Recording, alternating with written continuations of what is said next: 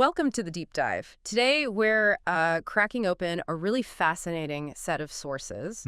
They're all centered around this trend, something that's gone from, well, a bit niche to, frankly, mainstream corporate strategies surprisingly fast. You mean why companies are suddenly piling Bitcoin onto their balance sheets? Exactly that. It's a huge shift, isn't it? It really is.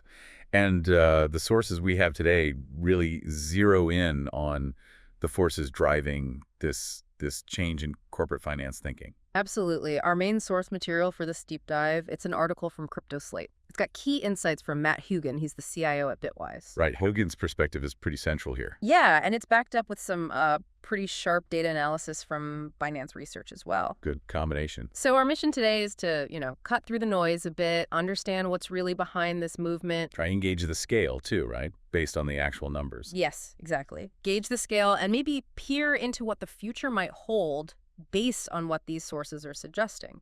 And the core idea they present is, well, it's quite compelling. They frame Bitcoin not just as, like, an investment. More than that. Yeah, more as a necessary tool, almost, for companies looking to protect their wealth in, the current climate. Yeah. Hougan even calls it the best horse in that race. Best horse in the race. Okay. Let's dive right into that. Traditionally, when a company had extra cash lying around, money they weren't using for day-to-day stuff, where did they usually put it? Well, for decades, the standard approach was incredibly conservative. Yeah. Very safe. Like what? You'd see corporate treasurers park that surplus cash in highly liquid, very low-risk assets. Think short-term U.S. treasuries. Okay. Or just keeping it in standard commercial bank accounts. The main thing was always capital preservation. Keeping it safe. And making sure that cash was easily accessible. Growth was, secondary, way down the list. Right. Safety and liquidity were king. But the sources you've shared, they point to a fundamental shift, something big happening in the global economic landscape. What's the big picture change that's forcing CFOs to rethink that old playbook? The absolute core driver, cited again and again in these sources, is the unprecedented level of government deficits. Okay. And the resulting, significant money creation we've seen globally. This changes the whole calculation for a CFO managing corporate cash. How does that macro environment specifically pressure those traditional holdings, like treasuries or cash in the bank? Well, with large deficits and, an expanding money supply, there's this inherent concern, a worry about the potential degradation of purchasing power over time. So inflation eating away at it. Exactly. That safe cash sitting in a bank account or in a low-yield treasury, it can start to feel like it's slowly losing value, in real terms anyway. So it's not just about chasing higher returns then. It's actually a defensive move. Precisely. It's a defensive play against that erosion of value. The sources argue that companies need another way to protect their wealth from degradation. And this is exactly where Matt Hougan's assessment comes in. He says they are turning to Bitcoin because, well, in his view, it is the best horse in that race for that specific challenge, preserving wealth in this kind of environment. The best horse in the race. That's a really vivid way to put it. It frames Bitcoin almost as a strategic necessity driven by these outside pressures. And this is why this trend matters to you, the listener. It's not just some speculative bet these companies are making. The sources suggest it's a strategic response to macroeconomics, the kind that affect everyone. Yeah, it definitely elevates the whole conversation about Bitcoin. It's not just a retail story anymore. Right. It's about how major corporations are managing their fundamental financial health in a world that feels like it's changing. And the numbers. Yeah. The numbers our sources provide really back up the idea that this isn't just talk. It's happening, and happening pretty fast. Yeah, the scale is quite something. What did the Bitwise data show? That was from earlier this year, right? End of March? That's right. End of March.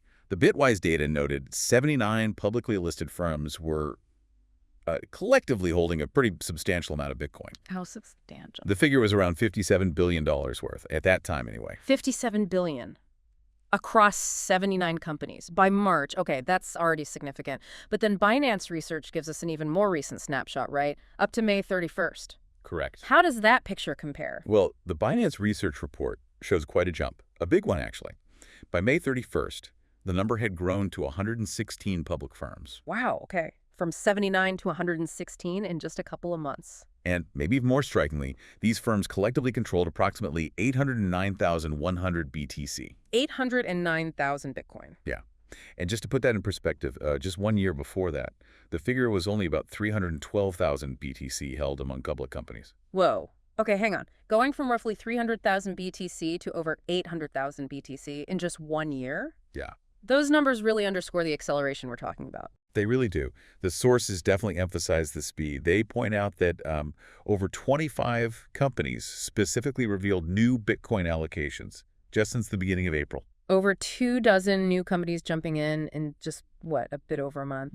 And the average buying pace, what did the sources say about that? The average monthly buying rate noted in the source material, it exceeds 40,000 BTC. 40,000 Bitcoin per month. On average, yeah. Being added by these public companies, according to the data. Think about that volume.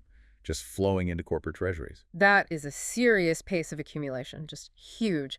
The sources even called out a few names, didn't they? Recent entrants. Yeah, they mentioned Trump Media, Nakamoto, GameStop, even PSG, the sports group. Interesting mix. It illustrates the increasing diversity of companies making this move. But while many are joining in, the data also confirms what I think many might suspect. Strategy, the company formerly known as MicroStrategy, they still account for the vast majority. Nearly 72% of the total holdings among public firms, as identified in these sources. Okay, so strategy is still the elephant in the room, holding almost 3/4 of it, but still, 72% means over a quarter is held by, what, 115 other companies now? Exactly. Strategy certainly pioneered this, but these numbers show the trend is clearly broadening. It's moving beyond just one major player. Right. So beyond those macro pressures and the sheer numbers, what other factors are the sources highlighting? What else is encouraging this corporate adoption? There seem to be several things reinforcing the appeal. One is external validation, kind of. Meaning? The sources mention that equity markets have reportedly rewarded companies that disclose Bitcoin purchases. Really? Yeah, suggesting investors are actually viewing this treasury strategy positively, or at least not negatively. So the market isn't necessarily punishing companies for doing this. In some cases, it's seeing it as maybe a smart move. That appears to be the case, according to the reporting, yeah. And this also ties into the rising confidence in Bitcoin's role as well. Digital gold. Ah, that narrative. That growing belief that it can serve as a reliable store of value, in the digital age, much like physical gold has historically. And let's be honest, the price action itself probably doesn't hurt, does it? Seeing those big numbers. Definitely not. The sources note that the recent fresh all-time price high, reaching close to $112,000. Yeah. That likely renewed corporate FOMO, fear of missing out. Right. As boards see that kind of performance, they're looking for both that potential upside and that core inflation protection we talked about earlier. It offers both potentially. A potential hedge and growth, according to the source's framing anyway. What about the regulatory side? That's always a big hurdle, isn't it, for corporate finance departments? Yeah, always. But improving U.S. regulatory signals are cited as another positive factor, a generally better feeling. But there's also a specific concrete change coming in 2025 that the sources point to as, well, particularly impactful for corporate treasurers. Ah, the accounting rules.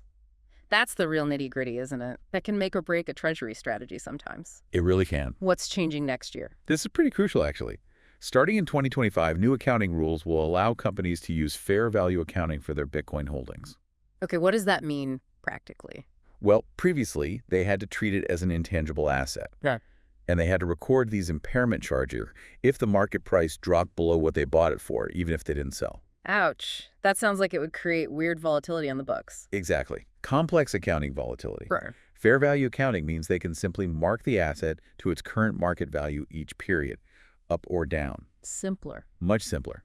It removes that previous accounting penalty, that disincentive, and makes it much cleaner to hold on the balance sheet. That sounds like a really significant removal of a practical barrier, something that was purely about the accounting treatment, not the asset itself. Yeah, it's a big deal for making it easier for treasurers to adopt. Okay, so looking ahead then, what kind of projections do the sources offer? Where is this trend headed, according to them? Well, Matt Hougan, he projects that if the current pace of corporate purchases continues, The 40,000 plus a month pace. right, if that keeps up, the total amount of Bitcoin held in corporate treasuries could exceed 1 million BTC. 1 million. 1 million Bitcoin by 2026. Wow.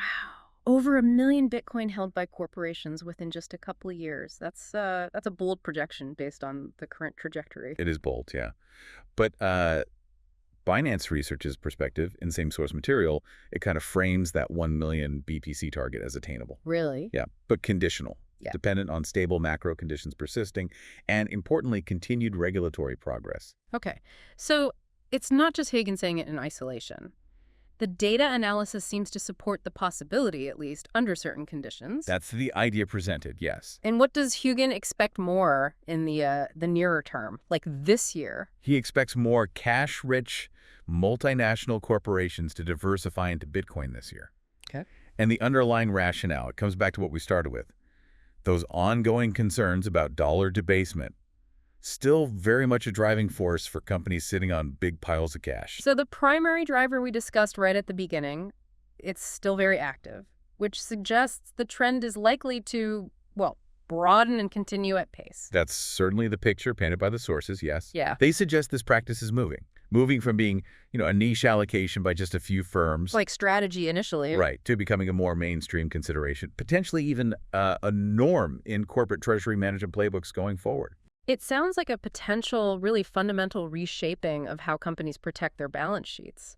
Yeah. Especially in the face of these persistent macroeconomic winds. It certainly presents that possibility based on the analysis we're looking at in these sources. Okay, so let's recap quickly. We've seen how unprecedented deficits in money creation are pushing corporations to look for alternatives to just holding cash. Right, seeking alternatives to traditional treasury assets. And sources like Matt Hougan are calling Bitcoin the best horse in the race for that specific job wealth protection. The data from Bitwise, and especially Binance research, shows this isn't just theory, it's a massive trend already. Yeah, 116 public firms holding significant amounts, over 800,000 Bitcoin collectively now. And the pace is accelerating rapidly, averaging over 40,000 BTC in monthly buying, according to the sources. And that's bolstered by things like reportedly positive market reactions, growing confidence in the digital gold idea. And those upcoming favorable accounting rule changes in 2025, removing a key barrier. Exactly. It highlights how macroeconomics, market dynamics, even accounting technicalities are all kind of converging,